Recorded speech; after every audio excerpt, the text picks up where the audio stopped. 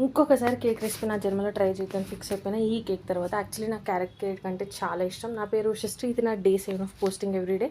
Carrot cake ఎప్పటి నుంచో try చేయాలని అనుకుంటున్నాం. మొన్న నేను చేసిన రవ్వ కేక్ సక్సెస్ అయింది కాబట్టి చాలా కాన్ఫిడెంట్గా క్యారెట్ కేక్ చేద్దామని చెప్పి by to by bit to bit copy కొట్టినాను అనమాట యూట్యూబ్ వీడియో చూసి.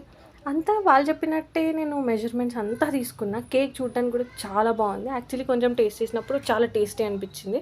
రెసిపీ డిస్క్రిప్షన్లో పెడదాం అనుకున్నా. నేను టేస్ట్ చేసిన తర్వాత ఈ దరిద్రాన్ని ఇంకొక టేస్ట్ చేద్దాన్ని ఫిక్స్ అయిపోయి రెసిపీ కూడా నేను పెట్టలేదు. నేను చేసిన మిస్టేక్ ఏంటో నాకు మాత్రం అర్థం కాలేదు. మా అమ్మ టేస్ట్ చేసిన తర్వాత ఎక్స్పీరియన్స్ పర్సన్ కాబట్టి చెప్పింది అనమాట. దీంట్లో ఆయిల్ ఎక్కువ ఉంది, షుగర్ తక్కువ ఉంది, మిగతా అంతా ఓకే అని చెప్పింది.